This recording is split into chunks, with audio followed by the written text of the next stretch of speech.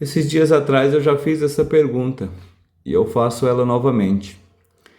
É difícil para você aceitar ajuda? Você tem dificuldade?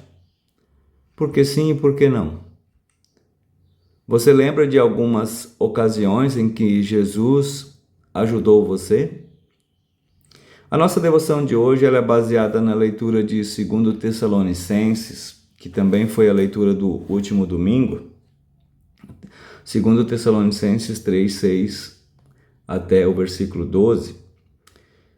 Irmãos, em nome do nosso Senhor Jesus Cristo, ordenamos a vocês que se afastem de todos os irmãos que vivem sem trabalhar e que não seguem os ensinamentos que demos a eles. Vocês sabem muito bem que devem seguir o nosso exemplo, pois não temos vivido entre vocês sem trabalhar. Não temos recebido nada de ninguém sem pagar. Na verdade, trabalhamos e nos cansamos. Trabalhamos sem parar dia e noite, a fim de não sermos um peso para nenhum de vocês. Porque quando estávamos aí, demos esta regra: quem não quer trabalhar, que não coma. Estamos afirmando isso porque ouvimos dizer que há entre vocês algumas pessoas que vivem como os preguiçosos. Não fazem nada e se metem na vida dos outros. Em nome do Senhor Jesus Cristo, ordenamos com insistência a essas pessoas que vivam de um modo correto e trabalhem para se sustentar. Mas vocês, irmãos, não se cansem de fazer o bem. Quando eu for velho, eu não quero ser um fardo para ninguém. As pessoas elas dizem isso porque elas se preocupam em ser um fardo para o outro. Muitas vezes têm medo de gastar o tempo do outro, de gastar e até financeiramente, trazendo problemas para o outro.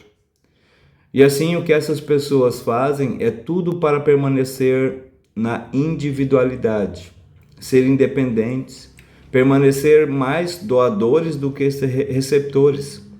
Preferem mais ajudar do que de fato receber ajuda.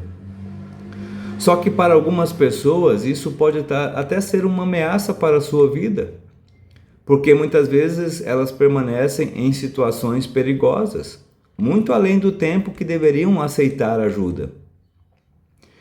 E quanto à nossa passagem de hoje de 2 Tessalonicenses 3, do 6 até o versículo 12, também isso é motivo para a gente se sentir culpado? Não. A chave está especialmente no versículo 10. Paulo diz o seguinte, na linguagem de hoje: quem não quer trabalhar, que não coma. Ou em outras palavras, se você não estiver disposto a trabalhar, então você não deve comer. E observe a palavra disposto. Aqui o Espírito Santo ele está iluminando o apóstolo Paulo, assim como o Espírito Santo faz também por toda a Escritura. E ali ele diz, Paulo diz, motivado, iluminado pelo Espírito Santo, quem não estiver disposto a trabalhar. Ele não diz capaz de trabalhar ou simplesmente trabalhar. O que isso significa para nós? O que isso também quer nos lembrar? Isso significa que o que está no coração é a questão importante, é o que vale. Se você está disposto a trabalhar, se você tem o desejo, e às vezes pode até estar desesperado para contribuir de alguma maneira para ajudar alguém, ou para ajudar a si próprio, para ter o seu sustento. Mas se por algum outro motivo, seja doença, seja alguma deficiência, ou seja qualquer que seja um outro problema, e você não está podendo trabalhar, você deve ficar feliz. Ou seja, não devemos ter o sentimento de culpa. Se você tem o desejo de trabalhar, se você tem a vontade de trabalhar, se você está disposto a trabalhar, mas por alguma outra situação você está impedido. Ou seja, então você não é um preguiçoso, você não é um ocioso, você não é um aproveitador. E esse é o mais importante que Paulo quer destacar ali aos Tessalonicenses e também a nós. Aquele que tem o desejo de trabalhar, aquele que tem coragem de trabalhar, e esse não está debaixo do julgamento de Deus. E não importa o quão desamparado você possa estar neste momento, enquanto você tiver vontade, enquanto você tem o desejo, enquanto você estiver disposição, mesmo estando impedido, você está bem, fique tranquilo. Lógico, eu sei que isso não resolve o seu desconforto. Eu sei. Mas nós também, como cristãos, devemos olhar para Jesus nos seus passos quando ele estava trilhando o seu caminho da cruz. Isso também nos ajuda a olhar para nós também na nossa situação quando nós estamos impossibilitados de trabalhar. Quando Jesus ele estava indo em direção à cruz, ali também mostra que ele, quando se dirigia para Jerusalém para salvar a todos nós através da sua morte e ressurreição, Jesus ele aceitou ajuda. Ele e todos os seus discípulos ficaram na casa de outras pessoas. Jesus e os discípulos comeram a comida de outras pessoas. Ali no domingo de Ramos, Jesus pegou emprestado o jumento de alguém, as roupas de outras pessoas para usar como cela. E mesmo a sua cruz, a Bíblia diz que não era sua. A Palestina tinha pouca madeira, aliás tem, né? E a cruz sem dúvida foi usada por muitas pessoas. E eles o colocaram também em um túmulo emprestado.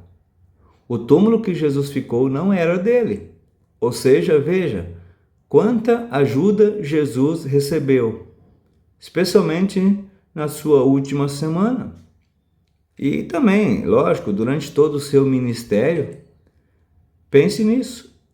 O Filho de Deus, Jesus Cristo, ele recebeu muita ajuda. E ao mesmo tempo, esse mesmo Jesus, ele amou e ele ama você. Ele escolheu ser o seu também ajudador e ao mesmo tempo o nosso dependente. Jesus ele aceitou ser dependente de seres humanos para mostrar que nós também, seres humanos, dependemos e precisamos de ajuda.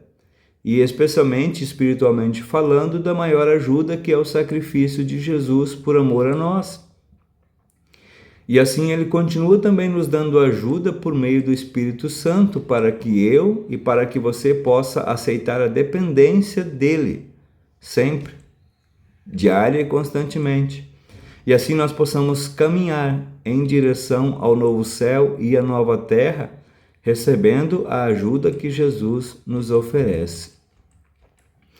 Querido Jesus, muito obrigado pelo teu amor, pela tua entrega, pela tua ressurreição. Ajude-me a reconhecer que quando eu estou em dificuldade, eu devo pedir ajuda e ao mesmo tempo eu devo aceitar e receber ajuda que o Senhor me oferece e quando também em questões materiais eu possa aceitar a ajuda de outras pessoas. Obrigado pela tua maior ajuda, diária e constantemente, hoje e por todo sempre. Amém.